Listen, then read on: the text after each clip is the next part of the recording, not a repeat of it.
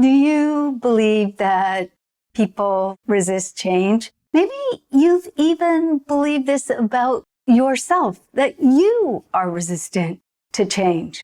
It's a common misperception, yet it isn't supported by evidence. If it were true that we all resisted change, then change would be rare, and it's not. What if you could befriend change? That's what we're going to explore in today's video, in the second of our new series, Employee's Guide to Thriving During Organizational Change. Welcome. Stay tuned. I recently replaced my 86-year-old mother's computer. As we were setting it up and explored what she could now do, including video chatting with her granddaughter, she was excited. However, I could also sense some apprehension. Then she said something that really surprised me. She said, I don't like change. It surprised me because her whole life has been about change. And our conversation just before purchasing the computer was all about the changes that she was making in her life and those that she was living through. I was really curious. So I asked some questions and I discovered that it wasn't the change itself that she disliked. What she disliked was the disruption, the uncertainty of what's next, the feeling of not knowing, and the fear she would not remember everything or breaking the computer. That's true of everyone. It's not usually the change that you and I dislike or anyone dislikes. Although I will admit there are some changes in our lives that we would not ask for, nor do we want. It's, though, the disruption and the uncertainty that comes with change when we must step outside what we know that causes us to react to change. Thriving in a world of constant change requires us to reframe our perception of change, not as something unusual or abnormal, but as our normal state. Ian Percy, the author of Exploring Spirituality, Going Deep in Life and Leadership, states that sometimes people make an enemy of change because it becomes an obstacle or a barrier to be overcome instead of something to move through. I like this quote because it reminds me the world is in constant motion and change is not a barrier to our well-being. It is the path. And if change is the path to our stability, then learning to navigate that path is critical. Navigating that path begins with accepting change as normal. Every change, even those planned changes that you initiate, brings a level of uncertainty and discomfort. However, as Robert Quinn stated, the uncertainty of change, as much as it might frighten us, is only equal to the fear of staying the same as the rest of the world changes around you. It's when we fail to recognize and consciously move with change that it becomes a barrier and the biggest threat to our well-being. That doesn't mean you passively sit back and just let things happen to you, or that change isn't scary and uncomfortable. After all, change is all of that. Change is anything that takes, forces, encourages, pushes, motivates, requires you to step outside your comfort zone. Recognizing change as your normal state enables stability because you can stay grounded, yet respond to its rhythm. My father was in the Navy, and I asked him one time, "Were you ever seasick?" And he said, "Only once, on his first trip."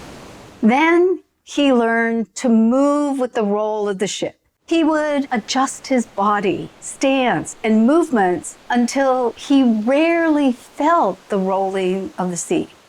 When he did, he had learned how to adjust again so he didn't get seasick. He called this getting his sea legs. And it's similar with change. Even when we do nothing, as Robert Quinn stated, the world is going to move around us. Our body changes. We change. The people around us change. It's like the roll of the sea is constantly there, so is change. When you accept change as a normal rhythm of life and develop your personal change readiness, then you can move with it while maintaining your stability. How do you do that? Presence. Presence is one of the best strategies for finding your rhythm and stability during change. I know this is easier said than done. That's because our brain is a prediction machine. When anything disrupts our normal pattern, our brain immediately, often unconsciously, reacts. First to try and make sense of it, and then to restabilize us. It does this based on our previous experiences, connecting sometimes random events, our beliefs, and our previously learned responses to react. In the first video of this series, you explored your unconscious and automatic response to change. If you haven't had a chance to look at that first video, I will put the link to it in the show notes below. Staying present in the moment creates that space, a small pause to disconnect from that automatic, unconscious, and learned reaction that predicts the future based on unconscious belief, old learned behaviors, old experiences, and potentially your negativity bias. You make the space to assess the situation consciously in the present context. So instead of simply reacting, you respond. You interact with the situation. You draw consciously from your experience. Explore options. Get curious. Coming into the present moment is helpful, whether it's a small disruption, like someone parked in your parking space, or it's a large transformation, like getting a new job or a major restructure in your organization. Presence is also one of the most helpful practices for maintaining your motivation and momentum with the changes that you initiate for your own life. We all feel the discomfort of change, and there's always a period, I'll call this the guts of the change, when we feel that discomfort the most. We're not yet stabilized in that new situation, and we can't go back to the old.